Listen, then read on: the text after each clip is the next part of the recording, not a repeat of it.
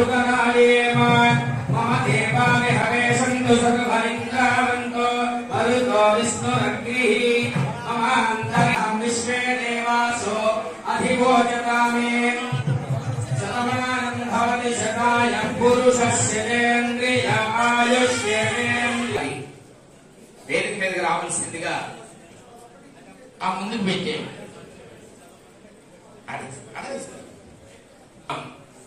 సాహితీ లహరి అధ్యక్ష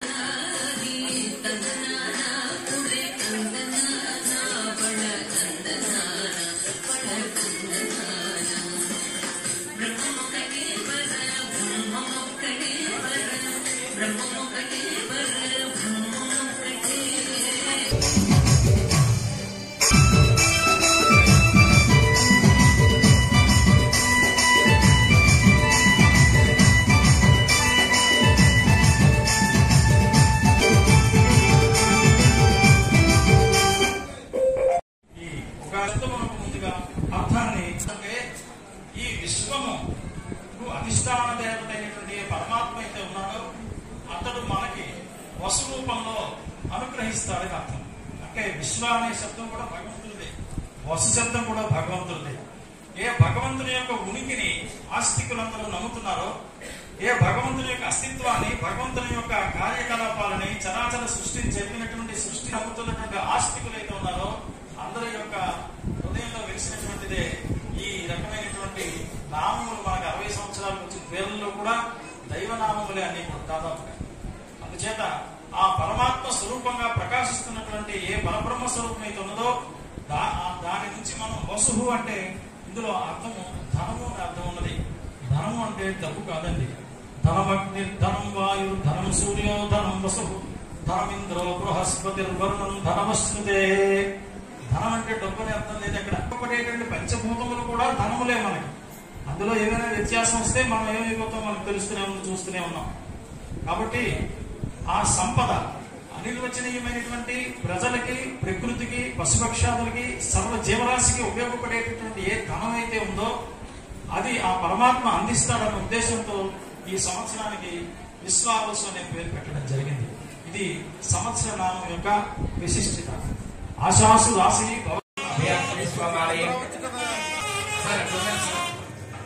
మాధవరెడ్డి గారు బ్రహ్మశ్రీ దమన కోశికు కనకలింగేశ్వర ఇక్కడ ఒక్క నిమిషం మాకు నచ్చించిన తర్వాత మిమ్మల్ని ఆహ్వానిస్తాం. సీతారామస్వాలయం కుమ్మరిగుండ గ్రామం వీరఘట్ట మండలం వారిని వేదిక ఆహ్వానం పలుకుతోంది. విశ్వేశ్వర స్వామి ఆలయం లక్ష్మీపురం పార్వతీపురం వీరిని సిద్ధంగా ఉండవలసిందిగా సవినయంగా గారు. రాజపూజ్యం విధులం ఆదాయం 14, వ్యయం 2, రాజపూజ్యం 4, అవమానం 3. కన్యా రాశి ఆదాయం 14, వ్యయం 11, ఆదాయం 14, వ్యయం 2, రాజపూజ్యం 6, అవమానం 6. తులారాశి ఆదాయం 11, వ్యయం 5, రాజపూజ్యం 2, అవమానం 6.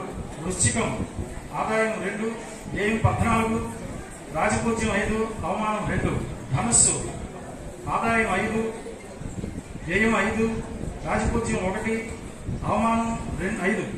మకర రాశి ఆదాయం 8, వ్యయం 14, రాజపూజ్యం 4, అవమానం 5. కుంభరాశి ఆదాయం 8, వ్యయం 14, రాజపూజ్యం 7, అవమానం 5. మీనరాశి ఆదాయం 5, వ్యయం 5, రాజపూజ్యం 3, అవమానం. మొదలైన వాటి పట్ల శ్రద్ధ ఎక్కువగా చూపిస్తూ దీని ఆ ముందుకు పెట్టే రెవెన్యూ అనేటువంటిది చాలా ఇంపార్టెంట్. అలాంటి చక్కటి మన జిల్లా రెవెన్యూ అధికారిని అయినటువంటి శ్రీమతి హేమలత మేడం గారు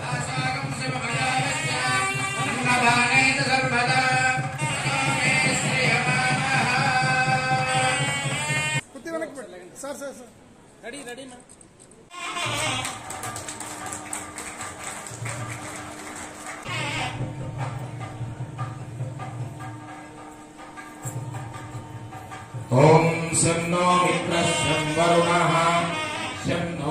ఉద్యోగ విరమణ చేస్తున్నారు వారు. శ్రీమాన్ ఇటీవలే మన్యధీరుడు అనే సినిమాకి మన ఊరు తరపున ఓ చక్కని పాటను రాసి నమో నమో భరతమాత అని మంచి పాటలు రాశారు. అలాగే సంపాదకులు కూడా ఒక మంచి రచయిత, మన గ్రామం వాడని చెప్పుకోవడానికి చాలా ఆనందకరం. వచ్చిన అందరికీ చాలా ధన్యవాదాలు జిల్లాధికారి తరఫు నుంచి. And respected collector sir, SP sir కి నా హృదయపూర్వమైన ఉగాది శుభాకాంక్షలు. అండ్ వచ్చిన అందరికీ ఉగాది శుభాకాంక్షలు.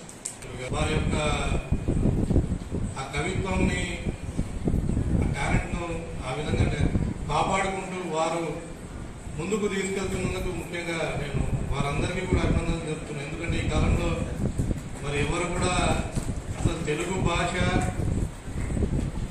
కవిత్వం గురించి పక్కన పెట్టండి, తెలుగు భాష గురించి మరి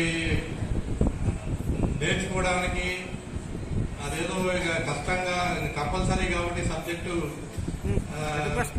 పాస్ కావాలి, తప్పకుండా చదవాలి అనే మూడులో పిల్లలంతా ఉన్నారు. మరి అలాంటిది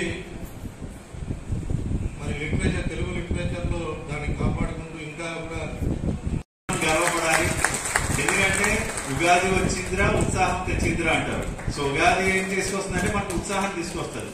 ఎందుకంటే మనం అంతా షడ్రుచులు సేవిస్తాం, అందరూ ఇంట్లో వచ్చి మంచి సంపద వస్తువుల్లో ఉంటాం, పిండి వంటలు చేసుకుంటాం.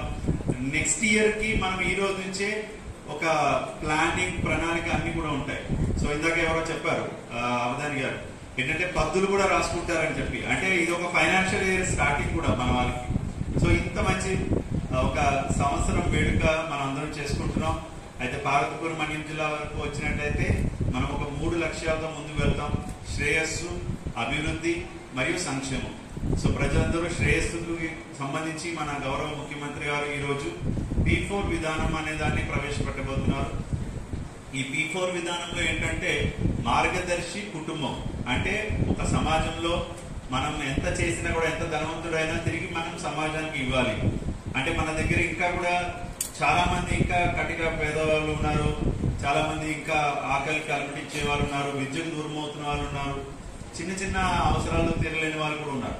సో అటువంటి కుటుంబాలకి మార్గదర్శి అనే వ్యక్తులు, అంటే సమాజానికి వాళ్ళు ఈ పేదలకి అంటే బంగారు కుటుంబాన్ని ఆదుకునేటువంటి ఒక సత్సంకల్పంతో ఈరోజు గౌరవ ముఖ్యమంత్రి గారు ఒక P4 విధానాన్ని ప్రవేశపెట్టబోతున్నారు. అదేవిధంగా మన జిల్లా వరకు వస్తే గురజాడ వారు అంటారు కదా, దేశం అంటే మట్టి కాదే, దేశం అంటే మనుషులు. సో మంచి మనుషులు తయారవ్వాలంటే మంచి విద్య అనేది చాలా ఇంపార్టెంట్. సో అందుకే మన విద్యాశాఖ వైపు నుంచి ప్రతి స్కూల్ కూడా అందరూ పిల్లలు బాగా చదువుకొని ఉన్నత విద్యలో రాణించాలని చెప్పి మనం మై స్కూల్ మై ప్రైడ్ అనే కానీ, లేదంటే విద్యార్థుల్లో ఆధునిక టెక్నాలజీ కానీ